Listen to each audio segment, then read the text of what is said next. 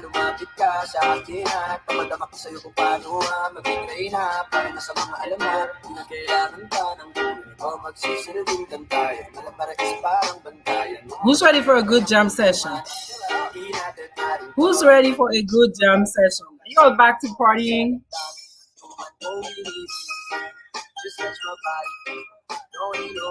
Who's back to partying yet?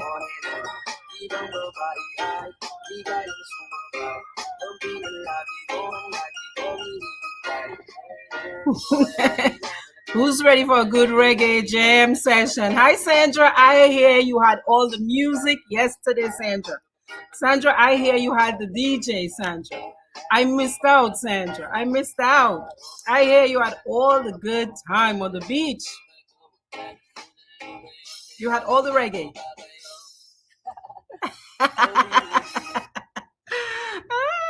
Happy Tuesday. It's a Tuesday. I am doing a travel therapy Tuesday today. Sandra, how was Easter Monday? How was Easter Monday? All of you guys who celebrated Easter Monday yesterday, I hope you had a wonderful, wonderful, wonderful day. I have been back from my trip to Sarasota for a couple weeks now and thought it would be a beautiful time to give my review of my top 5 lessons and insights from that trip. So I'm Dr. Triffy. I'm a psychologist in Atlanta, Georgia. I'm also a clinical hypnotherapist. When I'm joking, I tell people I heal broken hearts for my job, which in a way is true. And people always, they'll smile and they'll be like, so what exactly does that mean? Yes, exactly does that mean? Yes, I teach people how to think better so they can feel better and do better. So what is travel therapy and what does that have to do with psychology and feeling better? Okay, so in case you're coming up on this video as the first time you're hearing me or seeing me, and you don't know the backstory is last Mother's Day, my ex-husband, the father of my only 2 babies, died suddenly, and they were having a really rough go of it, of course. And I thought to myself, I should take the kids home. Home for me is Dominica, not to be confused with the Dominican Republic. Dominica, the island between Guadeloupe and Martinique. Okay, so we went down there, and of course the kids were, you can call it shell-shocked, okay, shell-shocked, learning of their father's death and trying to come to grips with that. But the trip to Dominica was so positive, we decided to call it travel therapy. And many people came along for the ride with us. So now, fast forward to December, which is just December 2021, my fiance died suddenly again. And because I remember how I felt and how the kids felt when we deliberately took the time to go travel to help us move through their father's loss, I really instantaneously knew I've got to do this. I've got to incorporate this in my surviving grief, in my healing experience. So travel also was one of the favorite activities that my fiance and I did together. So for me, it was very meaningful. I knew I would be forced to do things that I found valuable. And what I'm describing to you is something called behavioral activation. Behavioral activation is a great way to manage your anxiety, depression, sadness, sad mood, a feeling of being in a rut. You feel like you have no energy, which those are some symptoms that are often associated with depression, by the way, okay? So yeah, behavioral activation is where you on purpose decide on participating, engaging in activities to change your brain, to change what you're feeling, to change your internal experience. Travel for me is one of those tools that forces me outside of my comfort zone. It forces me outside of my head to do things that I would not have done, to see things that I hadn't seen before. And it's been proving to be quite effective. In January, when I had enough energy to do that, I booked a trip to Jamaica, went alone, jumped in rivers, cold rivers, swam in the sea, spent a lot of time on the beach, uh, actually swam with dolphins. That dolphin experience is what I credit with helping me find my footing again, feel like I was standing again. In February, I went to Italy with my girls and girlfriends, and we went to Venice and Rome and had a lovely, lovely time. Then in March, I went to Dominica. Dominica's visit was kind of spur of the moment because my dad was critically ill, and it was more of my desperation and his desperation to see me that brought me to Dominica.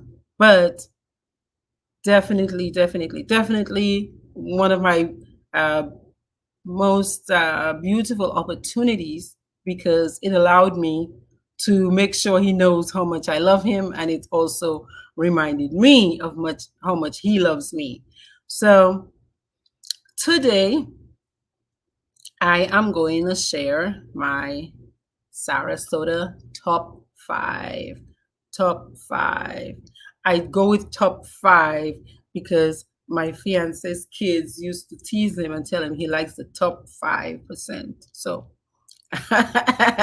there's a lot of significance in what we're doing, or what I'm doing. Again, I want it to be valuable to me. I want it to be meaningful to me. And I'm saying those things so that if this is an idea, you think like, hey, I could kind of get with that. You want to tailor your experience to yourself, to your needs, to your liking, because you know yourself best. So 2 weeks ago, April, everybody's going on spring break and taking a little escape from school. So this April, I went to Sarasota with my son and my fiance's boys, my young men. So let me start with my top five Sarasota insights and lessons. Number one, there's something about sharing your time with people who are going through a similar experience. There's something very positive and very healing about sharing your time with other people who are going through a similar experience. I'll tell you what I mean by that. What I mean by that is none of us had to explain why we were feeling crappy. Nobody had to explain or put on a smiley face because they weren't feeling smiley. Nobody had to justify or kind of put on a mask for other people, because I speaking for myself, I find that when I have to work, especially, you can't bring your personal, what's happening in the background, into the public, or at least I don't. But it takes a lot of work to maintain your public face.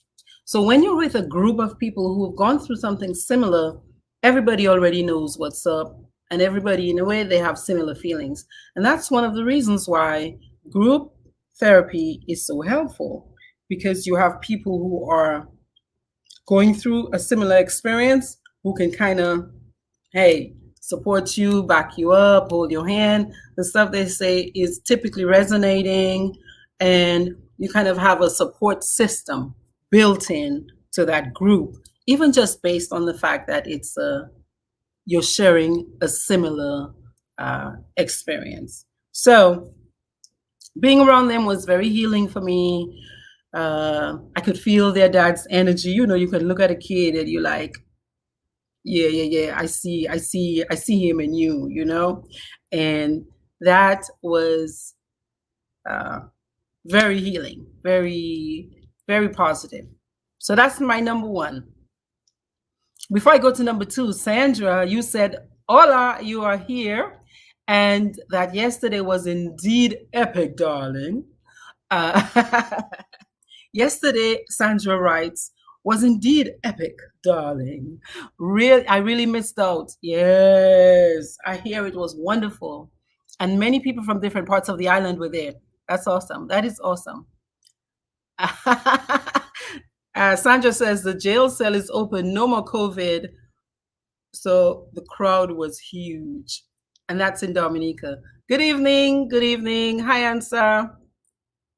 Yes, so my first um, insight, again from Sarasota, was just that feeling of not having to put on a mask and not having to pretend you're not feeling bad because everybody around you is experiencing a similar uh, set of emotions and you're dealing with the same thing. So you all kind of understand each other and you can be there for each other. So I'm linking that to the value of you as you're moving through something painful or really challenging, to find a group of like-minded people.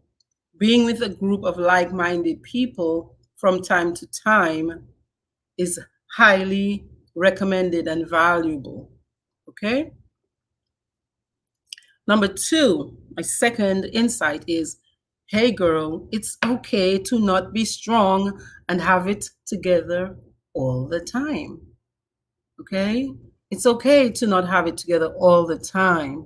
And you don't have to be going through a hard time for this to be true for you.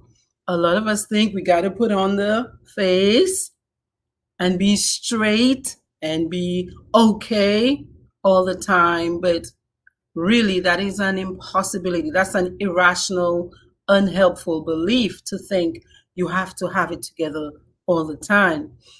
On the morning before we left, it was, the sadness was kind of weighing down on me.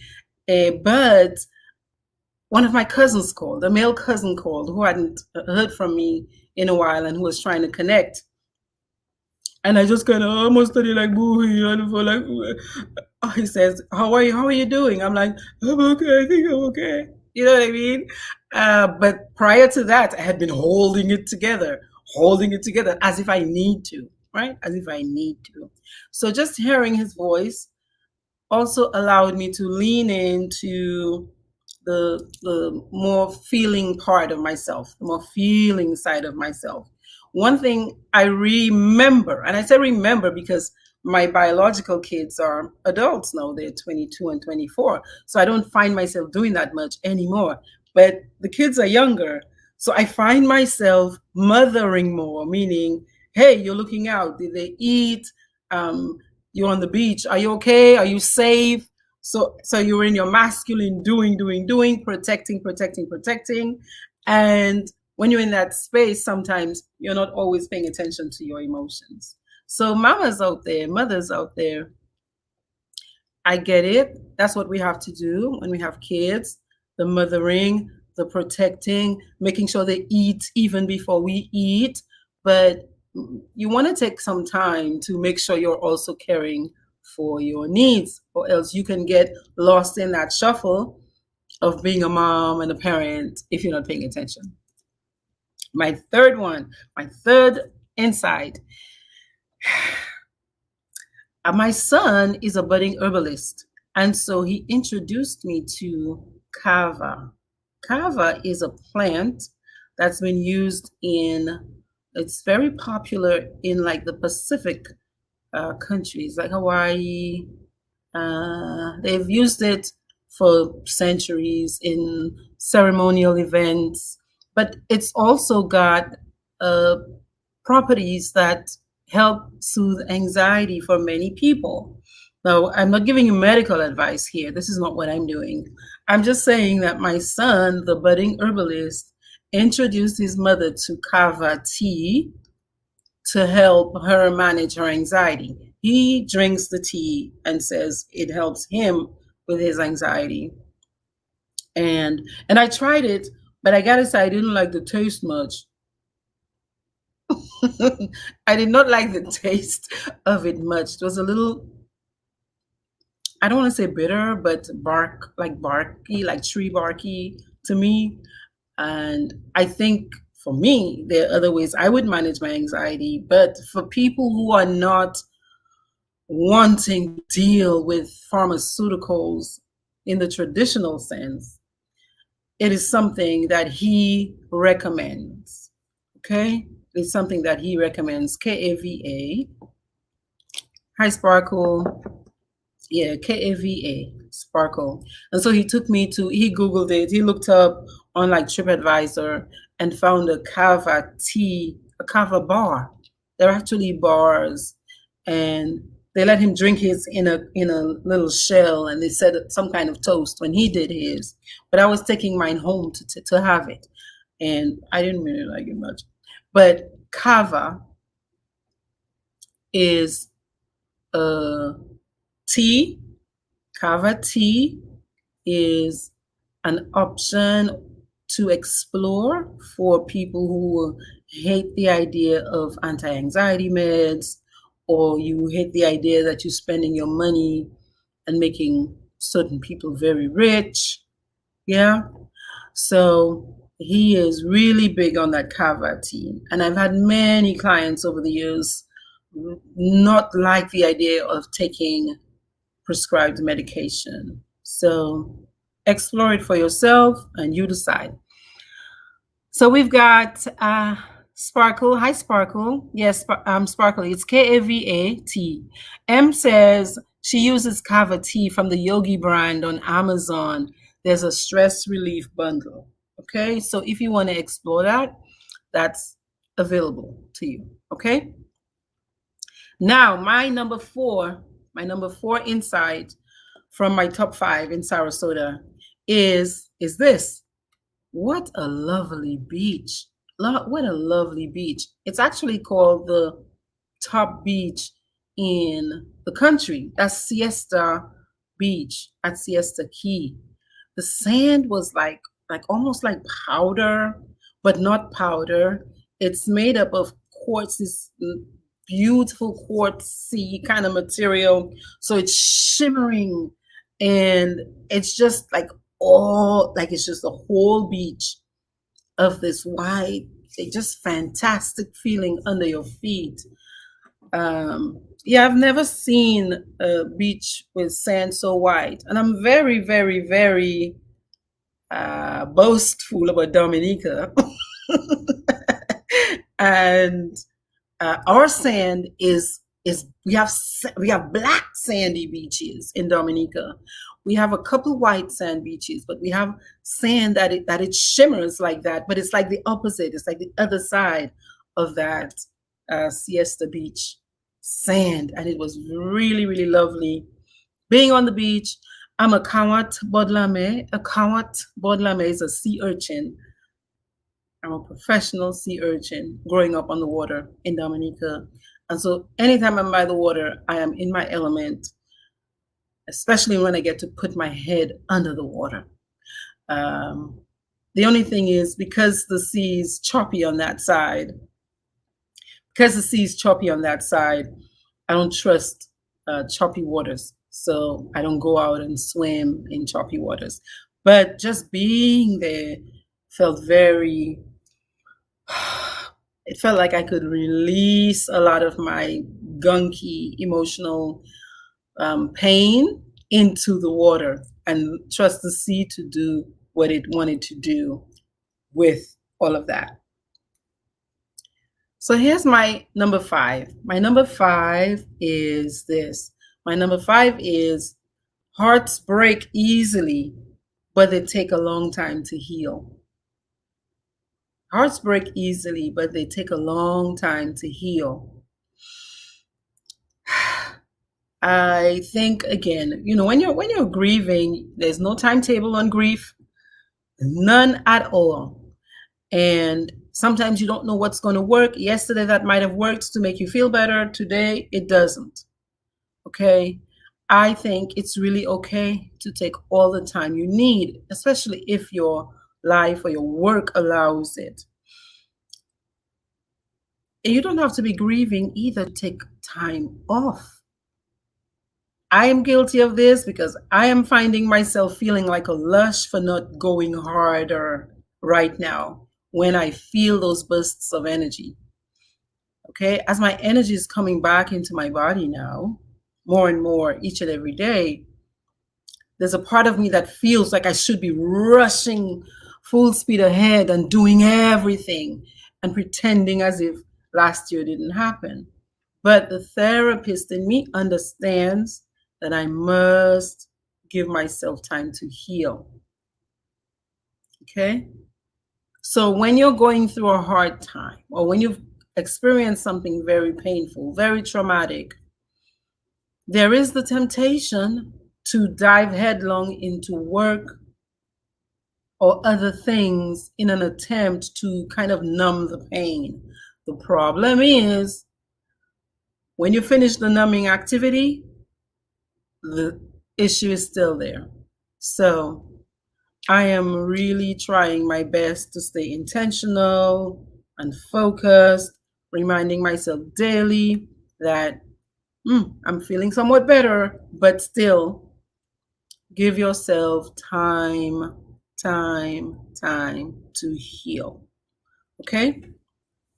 Overall, as Sarasota is definitely a lovely city, lovely beaches, lovely weather, lovely the environment, like the air, the energy in the city. I loved it a lot. Fleda is from my friend Fleda is from Sarasota, and so much fish, so much good fish to eat, so much good food. Like I said, lovely beaches, clean. For me, particularly, it was great to go back to a place where we had all been together. And so I felt like I was gathering back some of the energy maybe I might have left down in Sarasota when we were there in 2020. The day before I left, actually the morning of, before we took the plane to come back home, I ran back to the beach and just to get another dose, I suppose, of that goodness. Pain and hurt, they take time to move through us. But if we're intentional, if we're courageous, it takes courage to feel. It takes courage to feel. But it's always in our best interest to walk up to what's causing the hurt. It's always in your best interest to address it as opposed to numb it or pretend it doesn't exist. So yeah, those were my top 5 for the Sarasota trip. This weekend, I am going to Fort Lauderdale, Florida for a training in sound healing. And I'm going to take some time to do travel therapy. So look out for some videos and lives that I'll do when I'm down there. I find again that each of these trips that I take, when I come back, I feel more energized. So it's as if I get this big infusion of energy. And I'm so grateful for it because, again, when I rewind my story, I had a very traumatic death experience with my mother when I was 21. And that took a long time for my heart to feel like it had healed. And I had some worry that this experience might be like that. But because I think I'm taking real steps, because recovering from grief requires you taking real action. It's not just waiting for time to do it. So that first experience, I was a child, young lady. I didn't know what to do. I was not a therapist. I didn't know what to do. But now I can feel such a sense of agency meaning I have choices and I can help move the process by doing certain things and learning what not to do. So an example of something to not do is to not over expend my energy. A thing to do in that instance is to pay attention to when I know I've reached my limit, or I see that this person might be draining me. When I say draining, I know a lot of people use the word draining. For me, draining my energy means when I'm around a person, I have to work very hard to keep my equilibrium. So I might feel very anxious around them for whatever reason. They might not be trying to make me feel anxious, but I might just be responding with a lot of anxiety around them. Or I might find that I have to explain myself a lot or talk more than I want to talk, or I feel irritated when I'm around them. So these are the things I have to learn to observe and notice and see. Well, then this is what I'll do. I will limit my time around certain people, around certain things, around certain places. Tomorrow I am reading one of those books of light. This is the one I'm reading. And I'm sharing books that have changed my life. And this is the first one. After that, I am doing a live podcast with Moki Wallace. His baby girl at 9 months old died on 4/20. So he's doing a tribute to his baby girl. Look up his podcast, Moki and Friends, MOKE and Friends. Or follow him, look for Moki Wallace, MOKE Wallace, and you'll hear his story tomorrow. Yeah, it's very, all death is painful, but yeah, it's a hard one. But he's doing his best to move through it. And he and I will be talking tomorrow. On Thursday, I'm talking about those 4 ways of talking, those 4 ways of communicating that if you see them present themselves in your relationship is in trouble. You're in the midst of a toxic relationship. And the thing is, you might be the toxic one and you don't even know it. So I want you to see and hear so you can identify, hey, am I the guilty party here in my relationship? What can I do to fix this? What can I do to fix this? Am I the victim of this stuff? What can I do to fix it? Do I stay or do I go? And if I'm staying, how do I stay? Okay, how do I stay properly? All right, so tonight I'm staying quite short. I have a couple people who want to share their travel experiences with you guys. Again, I want to encourage you to find things in your life, that make you feel good. When you do it, you're going to feel good. And as long as the stuff is not hurting somebody else, right? As long as it's not breaking the law, go right ahead. All right? You say you're really looking forward to Thursday. You're happy to have found me. I'm happy we found each other. Okay, M? And Sparkle? Thank you, Sparkle. I'm glad you stumbled upon it too. Again, I'm Dr. Triffy in Atlanta, Georgia. But like I always say, from Dominica in the Caribbean, the real Dominica, not DR. And I want to leave you with this. Life is shorter than all of us wish it was, except for a few people, right? Some people want to go. Some people want to go now. Life is shorter than most of us wish. So therefore, enjoy the beautiful things in life. And beautiful depends on you and your definition. And you have every right to define whatever you define as beautiful, okay? Enjoy those beautiful things. Number 2, love the ones you're with. If you're there, love them. Love them. And number 3, whose life is it? Your life.